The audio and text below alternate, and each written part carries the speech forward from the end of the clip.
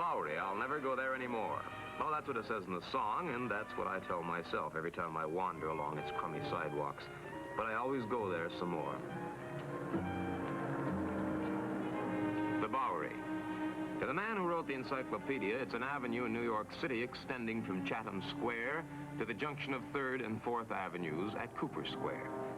When I go there, I don't see anything but a land of pawn shops and flop houses, peopled by derelicts and missionaries, and God bless the latter.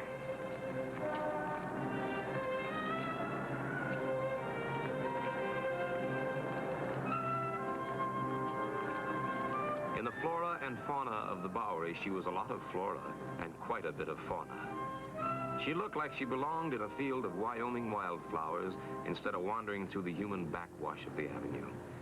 I was too far away to catch the desperation in those big blue eyes, but I didn't miss the reaction when they landed on a gent's back up ahead.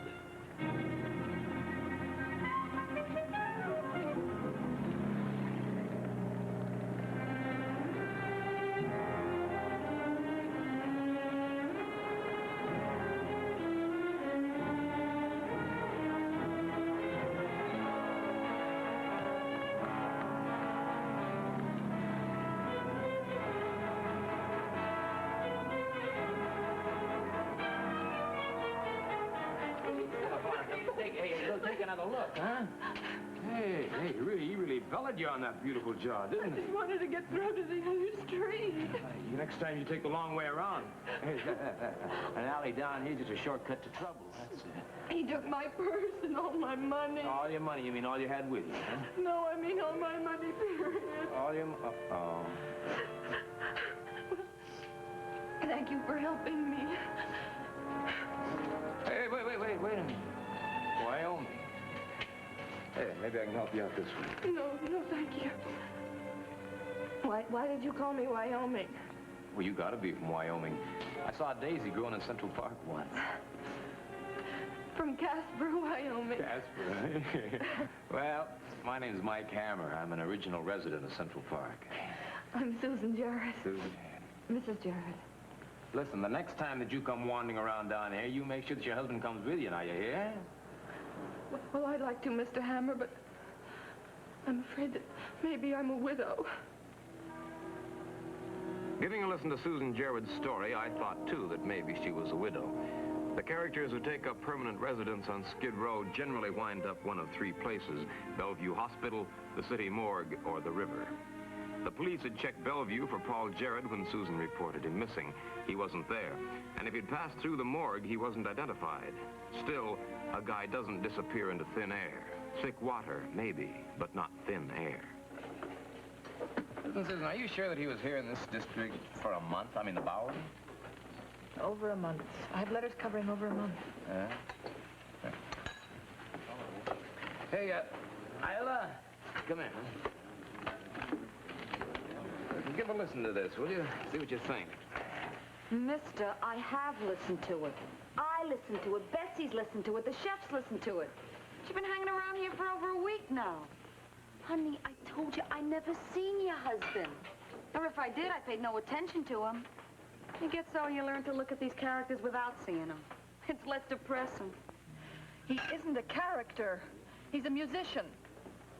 A pianist, and he wouldn't even be down here except it's the only place he could find a job.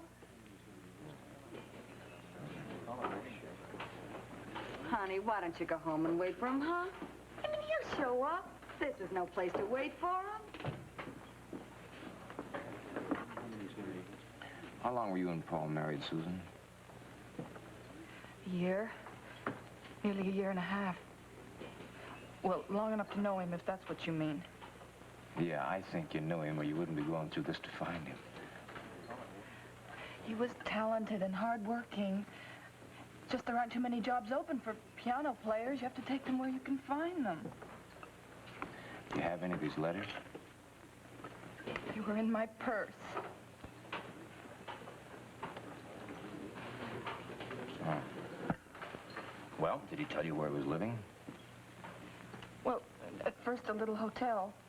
And then later he moved to something cheaper while he was looking for work. But he never gave me the address. Don't you see, he didn't want me to know how cheap. And then later when he wrote about the job at the Arcade Recreation Center. Well, I know how depressed he must have been. He said he'd be sending for me soon. You see, he didn't want to let me know that he was unhappy. His letters were happy ones. That's why I came on, to surprise him. The Bowery must have surprised you. The Arcade Recreation Center turned out to be a penny arcade, and a nice little restaurant where he always ate turned out to be this. I wouldn't have minded if only he'd been here. What about the man on the street? I mean, the character you tapped on the shoulder.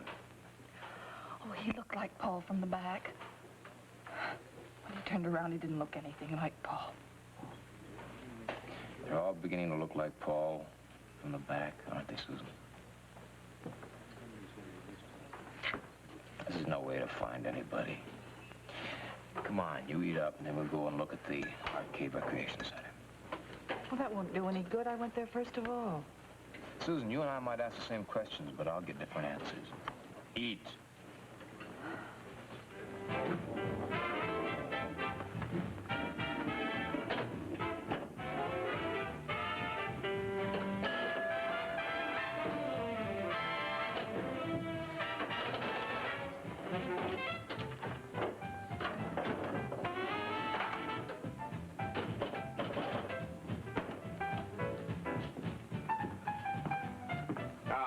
All right. Come on, old man. This ain't no old folks' home. You want to sit there? Put a nickel in the machine.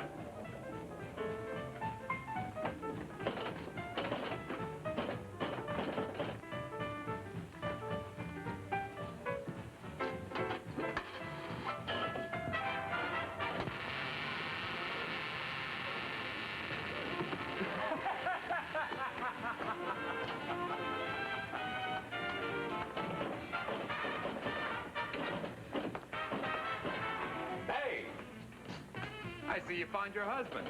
Oh, no. This is Mr. Keller. He runs the place. Hi. Ben Keller. I was hoping you were her husband. No, just a friend. Hey, you got change for a dime, friend? Yeah. Well, I'm glad she's even got a friend. My name's Mike Hammer, Mr. Keller. I'm trying to help her find a husband. Everybody wants to help her. I want to help her.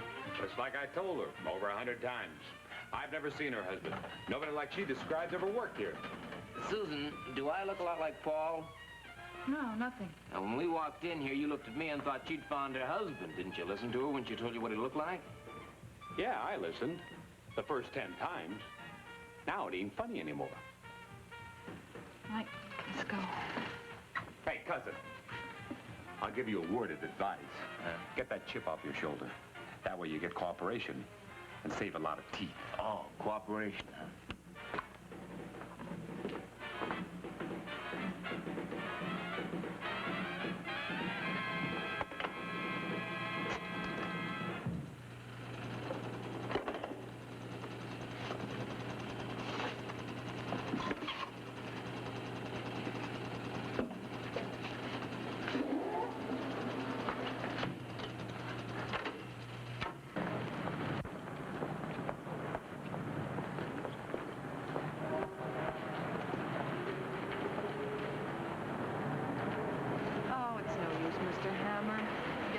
That. Appreciate you trying, though. Well, we'll find him. Not here. Either something's happened to him or he's just run out on me. Hey, don't give up. We'll find him. I got a lot of contacts down. Hey, what's the matter? Hey, you look like you're swinging way out. Hey, Wyoming, hey. Mike, that's Paul. Where's Paul? No, that piano, that number. What, old folks at home? Yes, that arrangement of it. It's his own. Nobody else could copy it.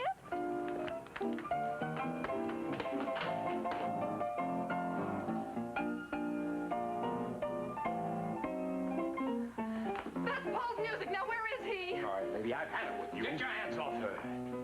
She just wants to know where the music's coming from, that's all. Now, what's your interest? Helping the doll find her husband or just helping her look? You know, you're getting to be my interest, Mr. Keller. All right, cousin, outside. It was your idea about being cooperative and saving some teeth. Let's go.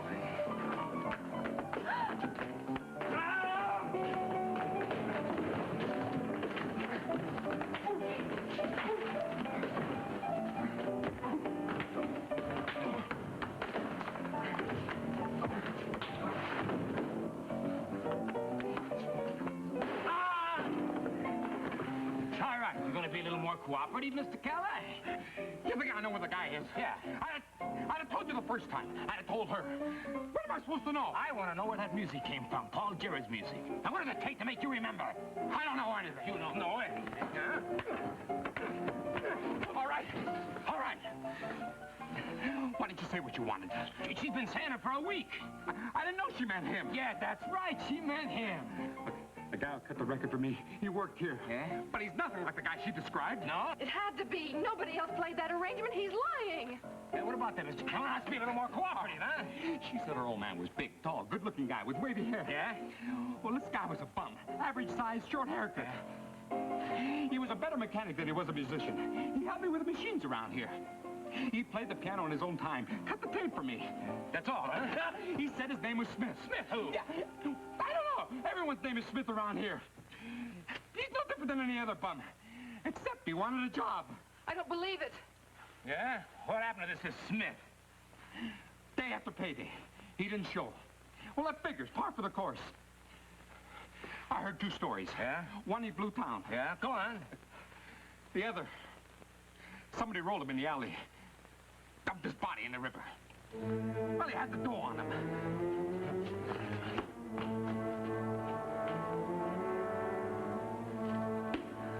I'm sorry.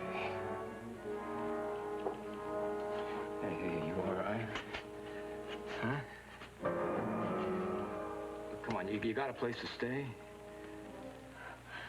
No, I was going to find someplace cheaper.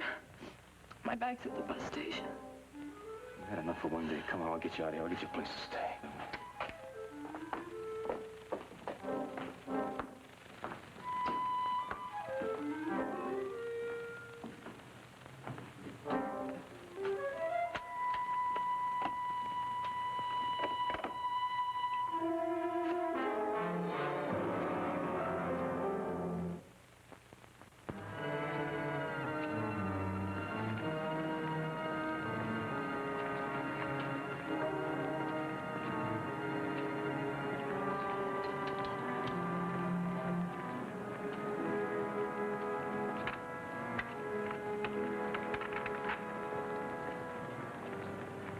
Being a very legal character, I wouldn't think of entering a place that was locked and closed.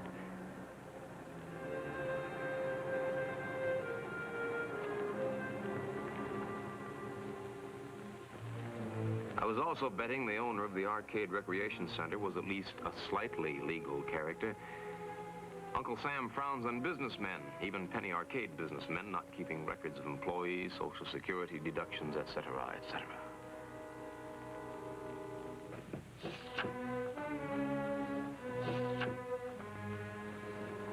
He was completely legal.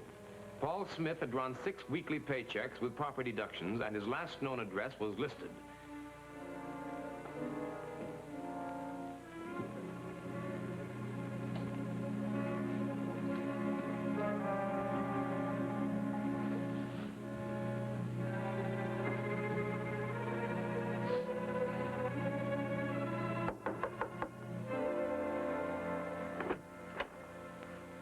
Well, this could replace Cracker Jack.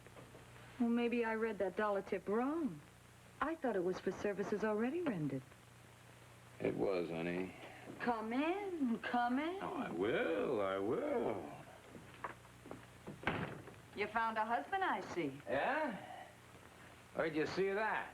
You're here, alone. She was cute. Yeah. I thought you want to make that job last. Yeah, she was cute, all right. That's true. Until I met you. It was the dim light in the cafe. But I'm glad you saw enough to make you want to get my address. No, honey, I didn't want to get your address. I wanted the address of Paul Jarrett. Yeah, look where it got me. Jared? Yeah. Jared. Oh, sure. Name of your little girlfriend, huh? But what did you say, honey? He? Yeah, Paul. Paul Jarrett used to live here. Tell me, does he still live here? Oh, any other district in town, I'd feel I ought to resent that. Oh, come on, honey, knock it off, huh? Paul. Yeah. Paul. Paul Smith. Yeah, Smith, Jarrett, he used to live here. Well, I'll be darned. So Paul Smith is the guy you're looking for. Hey, but he didn't look anything like the character she described. I never connected the two. Paul that lived here was... Yeah, he was an average height and he had a short haircut. That's right. Yeah, well, where is this average guy with a short haircut? Blue Town. A couple of weeks ago, maybe a month. I used to live down the hall, but this one was nicer. Same price, only this one's got a view of the incinerator. Yeah, why'd you leave? He was thrifty. Worked a month, made his fortune, so he left. Doesn't everybody? Well, honey, would you like to make a fortune like that? All you have to do is tell me where he went. Oh, I got no idea. Well, if you do get any ideas, honey, you just call me.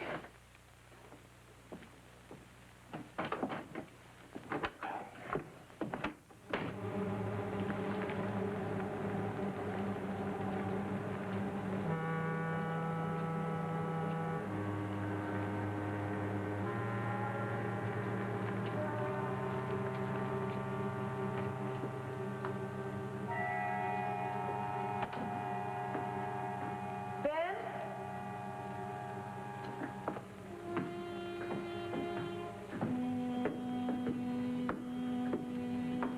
Benny?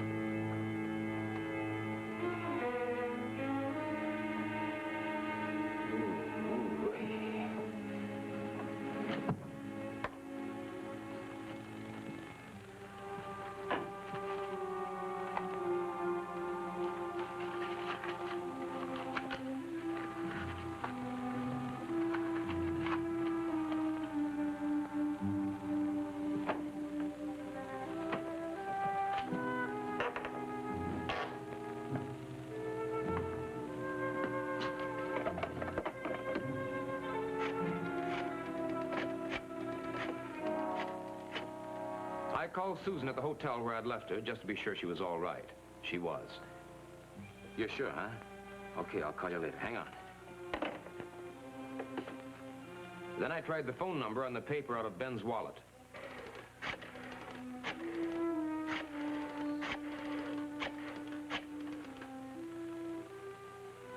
No answer.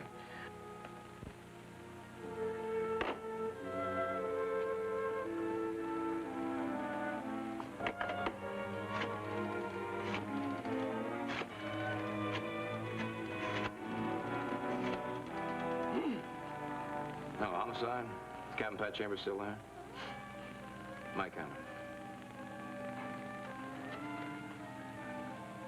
Hello, Pat? Pat, I'll make a little deal with you.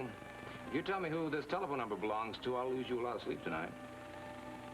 Oh, this is one you'll like. What? Pat. Wait a minute. Pat? It wasn't a good deal I made with Captain Pat Chambers. I gave him one body complete with murder weapon, and all I got in return was a name that any mission operator or shop owner on the street could have given me. The name was Mrs. Angela Lewis. She was known as the angel of the street for her charities. Everybody on the Bowery had her number with instructions to call her if there was anyone who needed her help. I let it go for the moment. I had an idea Isla would be packing.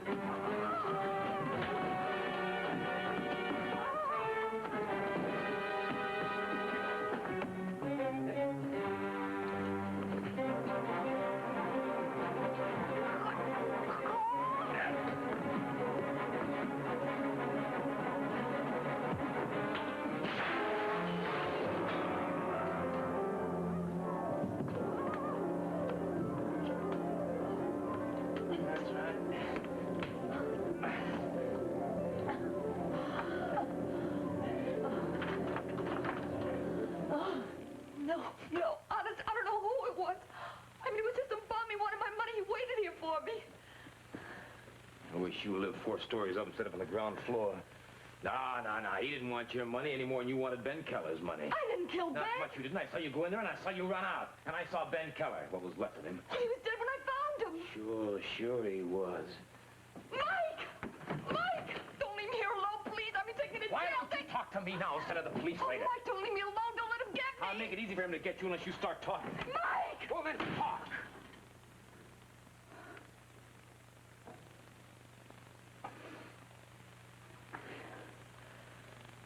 You know about Paul working at the arcade? Yeah, Well, this rich woman, Angela Lewis, she saw him working there. Angela Lewis. He reminded of her son. Dead war hero or something. Well, she was just what Paul was looking for all his life. He moved in. She's gonna adopt him. I'll lay odds on that. Well, this looked like a break for Ben Keller. And little Isla, too. We found out Paul was an ex-con. 2-time loser. Nothing at all like he told the old lady. You should have waited, honey, until Paul had all of Angela's money. That's what Ben intended to do. Save him. Save the whole pitch until Paul was in. That's why we tried to discourage the wife, keep her from spoiling the whole setup. And you moved in. Honey, I consider that a compliment. You were zeroing in like a home pigeon. Ben decided if we wait, we get nothing. And then Ben pushed Paul a little too hard and got his head cracked, yeah? Yeah. Yeah. Mike! Mike, you said you wouldn't leave me. Oh, honey, I'm going to keep you nice and alive. I want your story down on paper. All right, let's go, honey.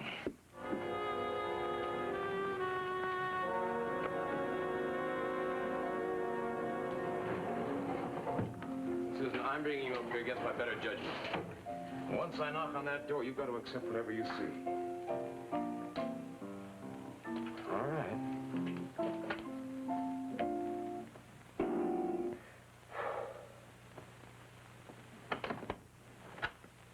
I'd like to talk to Paul. I'm Paul. No, that's not Paul. I don't know what this is about. I'm Paul Smith. Do you know Ben Keller? Ben? Sure. I work for him at the arcade. Did you see him tonight? No, I haven't been out. Is there anything I can do for you? No. Thanks a lot anyway. No trouble. Give Ben my regards. Yeah, I'll do that.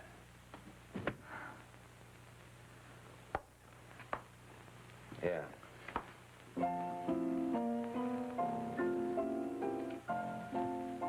Nope.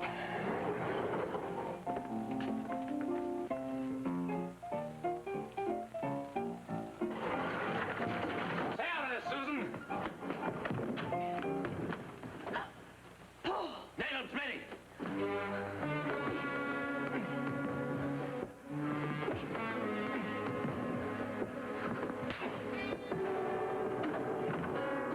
Go on. Pull it, punk. Pull that trigger. Go on. Pull it. Come on, give me a chance, huh? Let me make her a nice young widow. No, Paul, no! Go ahead. Pull it. No, don't shoot, don't, please, don't shoot. Please, don't shoot. It's too bad. I had a slab next to Ben Keller all reserved for you. I didn't murder Ben. He came after me with a hammer. It was self-defense. Sure, and Isla came after you with a pair of silk stockings. And don't tell me that wasn't you in her apartment tonight. That black eye's got my initials all over it. All right, Chuck.